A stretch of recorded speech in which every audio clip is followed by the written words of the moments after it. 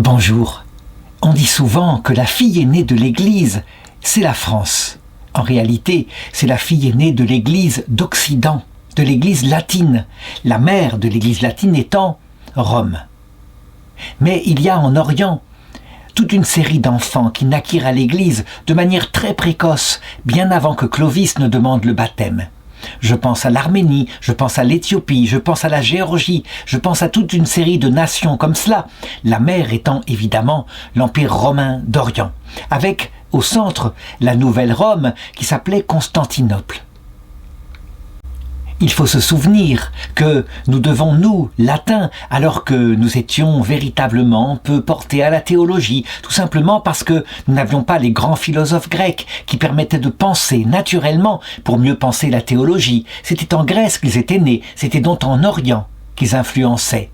Donc, les 7 premiers conciles œcuméniques furent organisés par l'Église d'Orient, dans diverses villes comme Nicée d'abord, puis Constantinople, puis d'autres villes. Cependant, ces chrétientés très anciennes furent aussi les premières qui se déchirèrent, sans doute parce que on pratiquait la théologie et on oubliait de pratiquer l'humilité et l'amour. Il y eut donc des églises qui refusèrent le 4e concile œcuménique, le concile de Chalcédoine. On les appelle les églises des 3 conciles.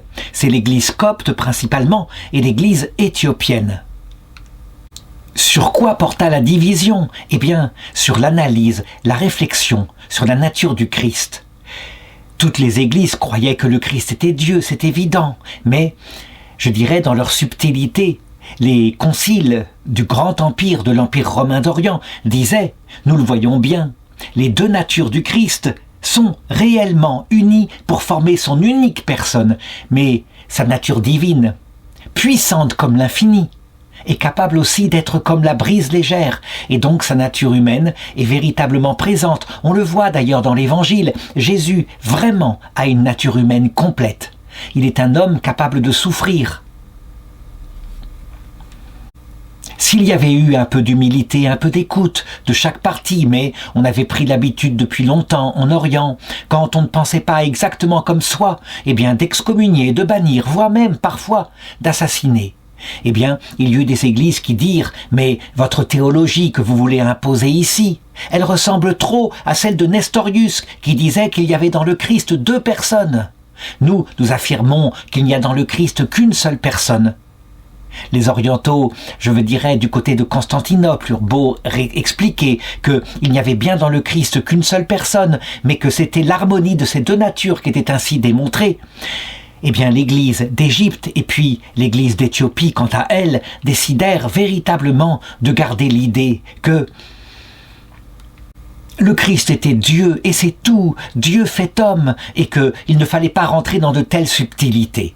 C'est ainsi qu'il y eut une première séparation en Orient, séparation qui, on le sait, du ciel évidemment, déchira le cœur de Jésus, lui qui avait prié juste avant sa mort afin que nous soyons un, comme lui, avec le Père et le Saint-Esprit, est un.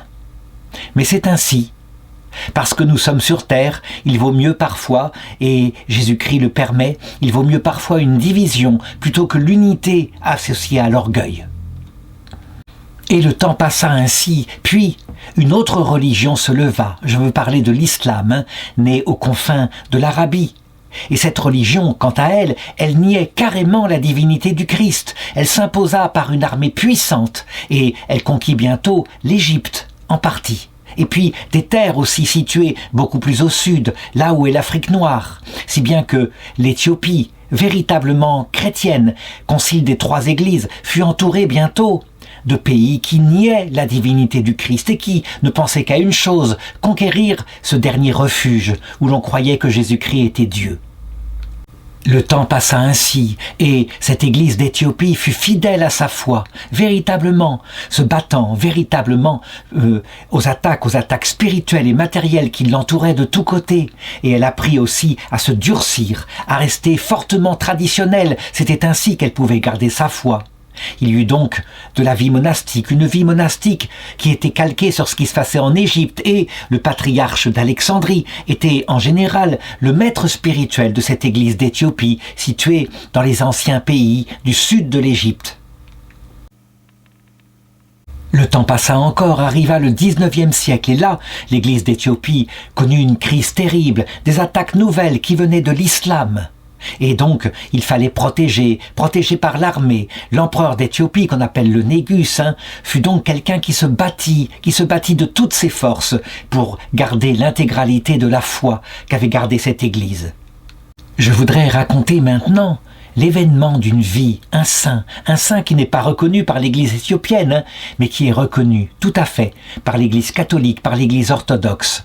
Il s'appelle Gébré Michaël, ce qui s'écrit Gabra Michaël, mais se prononce Gébré Michaël, ce qui signifie en français le serviteur de l'archange Saint-Michel.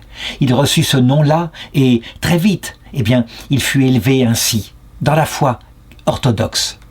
Ce que je vais raconter, évidemment, n'est pas inventé. J'ai des sources très sûres, en particulier sa vie qui fut rapportée par le cardinal Massaya, qui était l'apôtre catholique du sud éthiopien, à une époque où l'Église catholique essaya de ramener à l'unité, autour du siège pontifical, toute l'Église d'Éthiopie. Mais ce fut un échec, comme je vais le raconter. Gébré Michaël, donc le serviteur de Saint-Michel, naquit vers 1790 en Éthiopie. Sa famille était très croyante et voulut lui donner la meilleure éducation, telle qu'elles étaient données dans ces pays. Et donc, on le mit très vite, après un accident qui lui arriva devant sa petite enfance, où il perdit un œil. On le mit très vite à l'école du couvent de Mertoulé Mariam, un couvent consacré à la dévotion à la Vierge Marie. Et c'est là qu'il étudia, qu'il apprit à écrire la langue du pays, à parler, et qu'il étudia aussi la théologie. Si bien que, au contact des moines, il commença à 19 ans son noviciat. Mais, comme il avait connu ces moines depuis son enfance, on le voyait bien. Il était sincèrement un chercheur de vérité, et il se rendait bien compte que parmi ses compagnons, certains étaient là, ils étaient vraiment moines, mais quelquefois, de manière très formelle. Je veux dire par là que le traditionnalisme qu'il y avait dans cette église d'Éthiopie, qui permettait qu'elle tienne ainsi fidèle, quelquefois était un peu formel, extérieur, n'était pas fondé sur une vraie relation dans le cœur avec Jésus et avec sa Sainte Mère, la Mère de Dieu, la Vierge Marie. Si, durant tout le temps où il fit son noviciat dans ce monastère, il aimait bien discuter avec les pères, en particulier, de l'humanité de Jésus. Et c'est vrai, il avait l'intuition, on le voyait bien en lisant les Écritures, que c'était une vraie humanité souffrante, une humanité total, qu'il fallait bien adhérer au fait qu'il était Dieu, qu'il s'était fait homme, mais que manifestement, en confessant aussi cette humanité complète, cette humanité active qui nous parlait, on approchait davantage le mystère de Jésus. Et là, il était souvent contredit par certains qui disaient « Tu pousses trop loin ta réflexion, soumets-toi donc à la foi et adhère simplement à l'idée qu'il est Dieu qui s'est fait homme et c'était assez. » On le voyait dans cette Éthiopie, il y avait manifestement à un moment donné une sorte de lassitude devant tous ces débats. On se contentait de croire comme un aveugle. Et lui, manifestement, cherchait dessous son cœur, de toute son intelligence, la vérité sur Jésus. Il voulait connaître Jésus du mieux qu'il le pouvait. Et donc, après 6 ans de noviciat, il fut admis à être moine à part entière, à faire sa profession perpétuelle et d'obtenir la permission de son père abbé de quitter le monastère de Mertoulé Mariam pour se rendre à travers toute l'Éthiopie dans divers ermitages, dans divers couvents de son pays. Et il se mit à parcourir les bibliothèques et à s'instruire de plus en plus. Il était là avec ses doutes à l'intérieur de son âme. Il se demandait si, véritablement, on avait raison dans l'Église d'Éthiopie d'être ainsi, comme le charbonnier qui croit et qui ne réfléchit pas. Il constata aussi qu'il y avait diverses opinions et que souvent ces opinions estimaient être les vraies et quelquefois la même dureté dans la théologie était appliquée, ce qui fait que chacun croyait avoir la vérité. Voici une image tout à fait imaginaire, mais qui le représente à cette époque-là, quand il était moine, devenu moine gyrovague, passant de couvent en couvent. Quelque chose que on a souvent critiqué, une façon de vivre qui, sans doute, parfois provoque de la paresse. Mais en ce qui le concerne, c'était un voyage initiatique, à la recherche passionnée de toute la vérité. Ce qui rattachait évidemment tous les membres de cette église d'Éthiopie, c'était la foi commune, qui véritablement fallait garder face à l'islam. Oui, Jésus-Christ est Dieu, le Dieu unique, le Verbe éternel qui s'est fait chair. Et sous ce rapport-là, il n'y avait pas de problème, l'unité était faite. Et c'est à cette époque-là que l'évêque métropolitain d'Éthiopie, le patriarche comme on dit, mourut.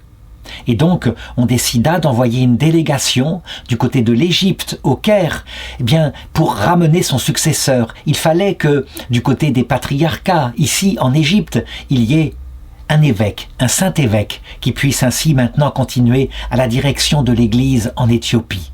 Et donc, eh bien, Djebré Michaël suivit cette ambassade et il eut avec lui un autre prêtre, le prêtre Justin de Jacobis. C'était évidemment pour lui une chance extraordinaire. Ainsi, il pourrait peut-être, en sortant d'Éthiopie, rencontrer d'autres débatteurs, d'autres personnes qui cherchaient la vérité comme lui. Et donc, il partit vers le nord. Il traversa toutes les régions, des régions musulmanes, et il arriva dans l'Égypte, qui était dominée aussi par l'islam, mais où l'église était très solide, cette église copte, très vivante, qui, peut-être, à cette époque-là, tenait 20 ou 25% de la population. Comme c'était une église souvent persécutée et parfois minoritaire parce qu'il y avait des fontes parmi les fidèles, je dirais ceux qui avaient moins de ferveur parfois pour être tranquilles, pour ne pas payer un impôt, eh bien se convertissaient à l'islam. Mais cette église tenait bon, je dirais plus en forme que toutes les églises d'Orient pratiquement. Et donc il parcourut ainsi l'Égypte, il se renseigna, il discuta avec des théologiens qu'il y avait dans l'église copte. Et puis, il se rendit au patriarcat de Jérusalem, qui lui aussi était sous domination islamiste. Et là, il étudia sur place tous les problèmes qu'il y avait eu, peut-être 1000 ans plus tôt, dans les grands conciles œcuméniques par rapport au Christ. Et c'est à Jérusalem qu'il rencontra des moines latins, et en particulier des religieux, des frères qui appartenaient à la communauté des Lazaristes, une communauté qui avait été fondée en France par saint Vincent de Paul, et dont, je dirais, la finalité était non seulement la prière contemplative. Saint Vincent de Paul, qui avait fondé aussi des œuvres pour s'occuper des pauvres, des malades, des orphelins, disait toujours « Vous ne pourrez pas trouver Jésus-Christ dans le prochain que vous servez si vous n'avez passé d'abord de longues heures à le chercher pour lui-même. » Et donc, il vit ses frères lazaristes qui avaient une vocation missionnaire, qui étaient aussi là en Orient, envoyés pour essayer de créer l'unité totale de l'Église du Christ, avec en particulier l'Église latine, le patriarcat de Rome. Et c'est là qu'il eut à s'entretenir en particulier avec le rôle du pape. Le rôle du pape, ce rôle tout à fait charismatique, que à cette époque-là, on réfléchissait déjà. Y avait-il véritablement de la part de Jésus l'institution d'un charisme pour confirmer les frères dans la foi, charisme, je dirais, d'ordre surnaturel, qui faisait que quelle que soit la personne qui s'asseyait sur le siège pontifical de Rome, successeur de Pierre, eh bien, quand elle confirmait la foi de ses frères, elle était protégée de manière infaillible. Il y avait bien quelques passages dans l'Écriture qui permettaient de le croire.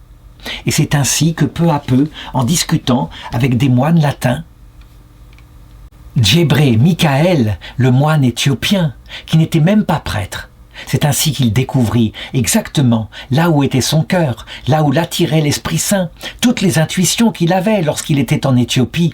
Il trouvait une communion plénière avec ses frères, avec ses religieux. C'était très exactement ce que son esprit lui pensait comme étant la vérité, poussé par l'Esprit Saint.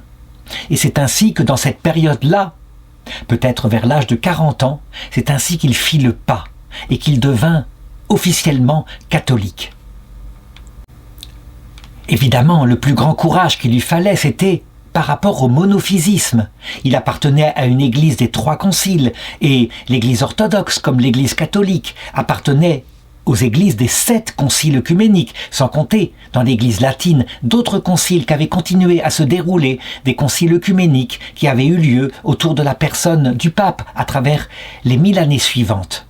Eh bien, il étudia la foi, tout ce qui avait été défini dans l'église latine concernant la Vierge Marie, en particulier le dogme de l'Immaculée Conception de la Vierge Marie qui venait juste d'être proclamée et qui correspondait là encore totalement à ce dont il était sûr et certain. Oui, la Vierge Marie avait été rendue immaculée dès sa conception par le Christ, tel qu'il agirait à sa passion 50 ans plus tard, afin qu'elle soit présente à la croix, qu'elle puisse nous représenter, qu'elle devienne non seulement ainsi la collaboratrice de la rédemption, mais notre mère, puisqu'elle dit oui au Christ, vrai Dieu, en notre nom. Il quitta aussi le monophysisme, en voyant bien que, manifestement, il n'y avait pas d'opposition, que le Christ était vraiment une seule personne. Il n'y avait pas deux personnes, comme le pensait, comme l'affirmait son Église en Éthiopie, qui accusait l'Église latine, et même certaines Églises orthodoxes aux 7 conciles, d'avoir adhéré à l'hérésie nestorienne. Ce n'était pas vrai. C'était beaucoup plus subtil que cela. Il faut le reconnaître maintenant, quand on discute avec des gens devenus beaucoup plus cultivés, aussi bien dans l'église d'Éthiopie que dans l'église copte, on se rend compte que finalement, eux non plus n'étaient pas vraiment monophysites, c'est-à-dire cette espèce de conception qui disait que la divinité du Christ, un peu comme un soleil brûlant, immense, aspirait à l'intérieur d'elle-même l'humanité du Christ, qui était comme quelques gouttes d'eau versées dans le soleil, que ce n'était pas vrai, qu'elles étaient plutôt miaphysites, c'est-à-dire quelque chose de beaucoup plus nuancé, qui montrait que le Christ était vraiment la personne de Dieu. C'est sur ça que voulaient insister les Coptes et les Éthiopiens. Bref, beaucoup d'accords d'unité furent faits et on se rendit compte, mais un peu tard, que souvent les divisions venaient de l'orgueil de nos théologiens. Mais à cette époque-là, nous n'en étions pas là. Et donc, il confessa véritablement, il confessa la foi catholique dans sa plénitude et même il alla jusqu'à entrer chez les lazaristes au point que, je l'ai dit, sa biographie est particulièrement développée chez les frères lazaristes qui le considèrent véritablement comme l'un d'eux. Et donc, à un moment donné, quand l'ambassade qui était allée en Égypte partit pour retourner en Éthiopie, les frères lazaristes, avec leur bénédiction, l'envoyèrent en Éthiopie, afin qu'il travaille maintenant, de tout son cœur, à l'unité de l'Église du Christ. C'était une mission, une vraie mission d'ordre spirituel qui lui était confiée, et lui, il l'a pris ainsi, comme tel. Il fallait donc repartir et vers le sud de l'Égypte, puis traverser le Soudan, musulman hostile, et revenir dans la patrie, dans l'Éthiopie. Et là, en route, il eut l'occasion de discuter avec les membres de toute l'ambassade. Et on se rendit compte à un moment donné que manifestement, ces discussions, ces réflexions intellectuelles ne semblaient pas parfaitement fidèles à la foi qui était professée en Égypte et puis en Éthiopie. On pense que, durant le voyage, il y eut même contre lui une première tentative d'empoisonnement. Mais il ne mourut pas, parce que, presque de manière miraculeuse, et c'est un hasard, en tout cas, cela impressionna fort autour de lui, et on lui laissa la vie tranquille après. Il prit l'antidote, et donc il fut très peu atteint par ce poison. Le nouvel évêque, qui s'appelait Abouna Salama, c'est-à-dire le patriarche Salama était totalement monophysite et, quant à lui, évidemment, il considérait que ces nouvelles discussions qui étaient ainsi imposées par ce religieux, étaient un peu embêtantes. Il n'était pas véritablement dans ce qu'il voulait défendre, la totalité, la plénitude de la foi orthodoxe en Éthiopie. Pourtant, Djebri Michael, prenant à cœur sa mission, voulut transmettre par écrit à l'Abouna Salama, durant le voyage, une sorte de confession de foi où il montrait à quel point il restait membre de l'Église d'Éthiopie en plénitude, que on pouvait travailler à l'unité, que c'était évident que l'unité allait se faire. L'Abouna Salama, quand il reçut ainsi son papier, loin de le lire, le mit simplement dans sa poche, il n'en prit même pas connaissance. Ainsi, la mission de Djebri Michael sembla échouer. Puisqu'il n'y avait pas moyen ainsi de discuter, de parler, de soulever les problèmes théologiques avec le patriarche, il décida de se tourner plutôt vers un prêtre qui, comme lui, avait fait la même démarche, Justin de Jacobis, et il se mit avec lui à étudier de manière approfondie toute la foi catholique, l'histoire de l'Église, tout ce qui s'était passé depuis la séparation. Et donc en février 1844, sa conversion était totale, et pas seulement lui, il y avait d'autres parmi lui qui avaient suivi le même chemin. L'idée, alors, était celle-ci, puisqu'il n'y avait pas moyen de discuter avec le patriarche, alors autant former des prêtres pour montrer à quel point l'unité était possible. Et donc c'est ainsi qu'ils ouvrirent, dès le 10 décembre 1844, il avait à cette époque-là 53 ans, un séminaire pour recevoir des jeunes qui avaient la vocation du côté de Gouala.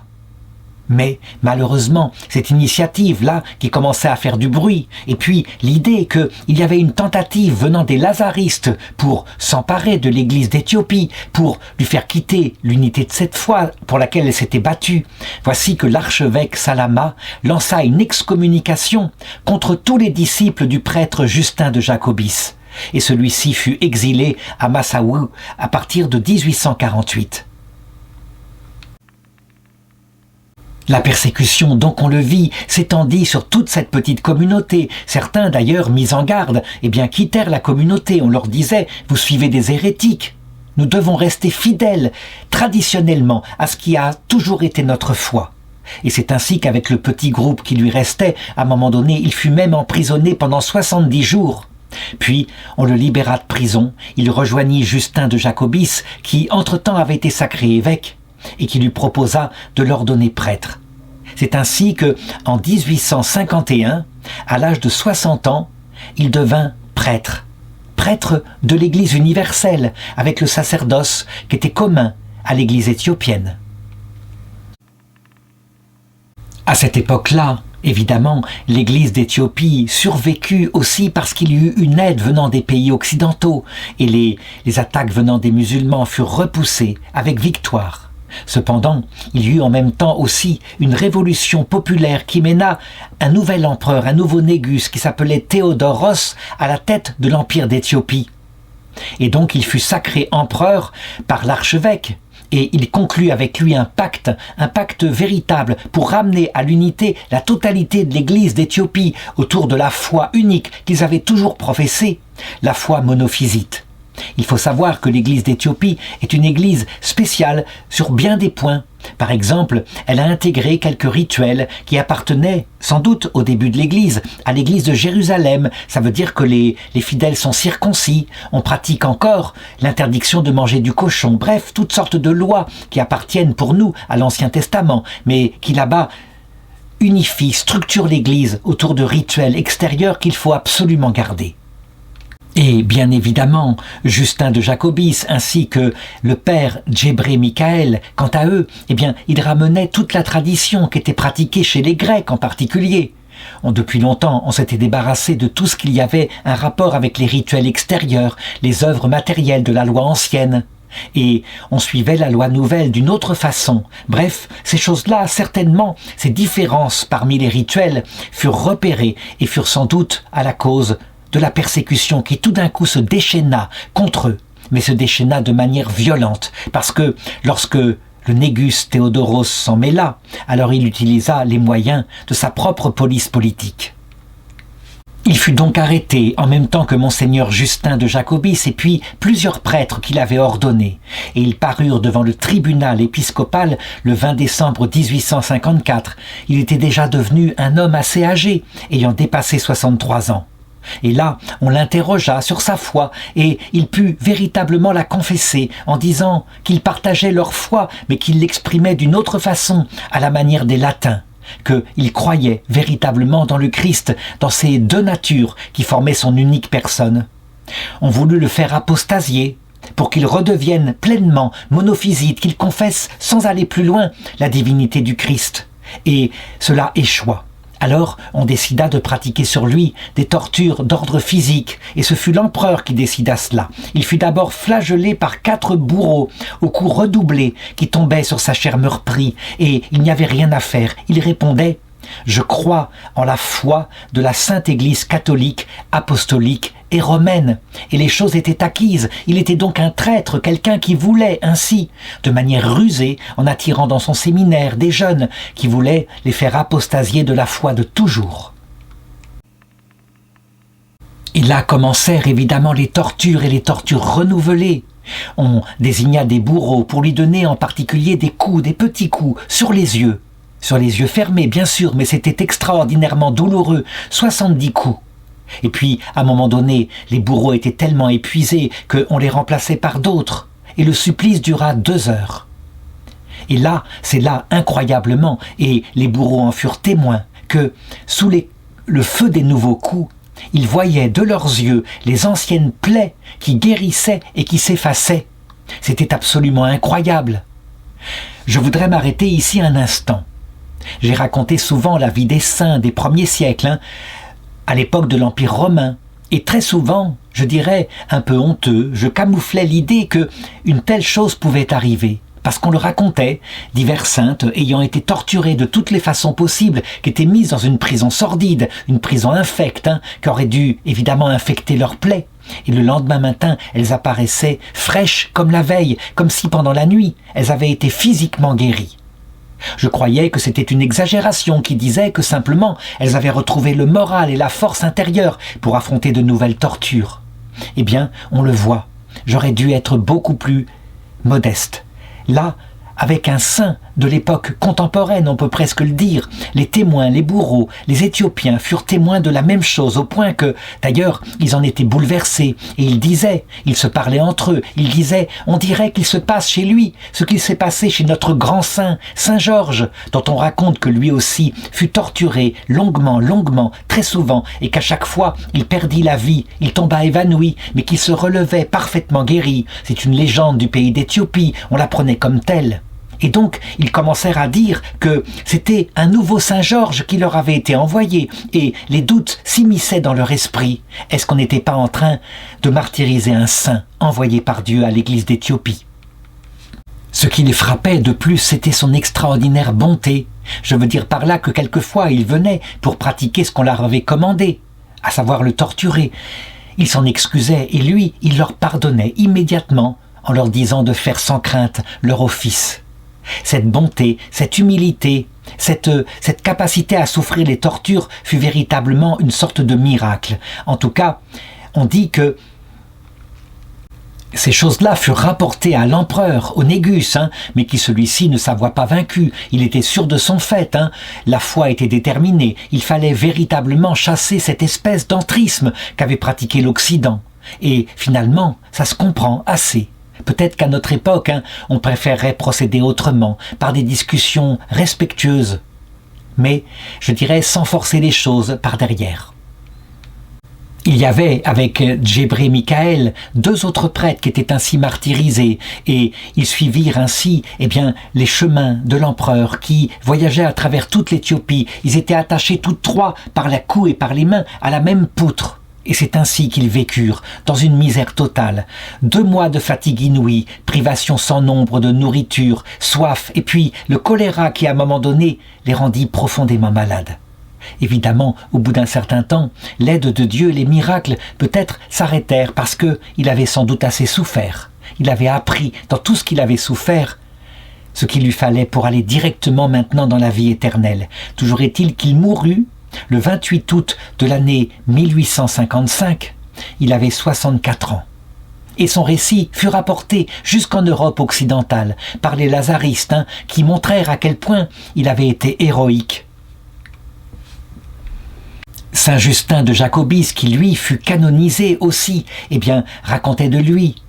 Ce génie abyssin, perspicace, droit, actif, exemplaire, qui n'a jamais participé au relâchement du christianisme, qui à un moment donné dégénéra dans son malheureux pays et qui, hors de toute secte, a toujours cherché, dans l'étude la plus sévère, la connaissance de la vraie foi.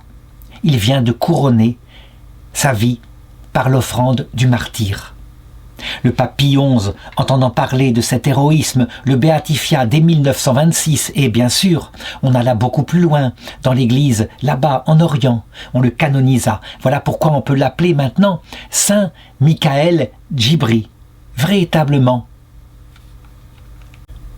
Il a travaillé à l'unité de l'Église et, justement, certains se demandent mais quand se fera cette unité d'Église alors qu'on voit bien que, parfois, aussi bien chez nos intégristes à nous, que chez les intégristes de l'orthodoxie, il y a au contraire une volonté de traiter l'autre d'hérétique. Pourtant, on l'a vu à l'époque du pape Saint Jean-Paul II, on l'a vu par la suite, il y eut des traités après de longues discussions pour se rendre compte que quelquefois, c'était simplement des mots à qui on ne donnait pas la bonne définition qui conduisaient à la division. Ces traités probablement porteront leurs fruits à l'avenir, mais il faudra d'abord, évidemment, en revenir à une profonde humilité, et parfois, on le sait, l'humilité ne vient que quand on a expérimenté sa propre souffrance.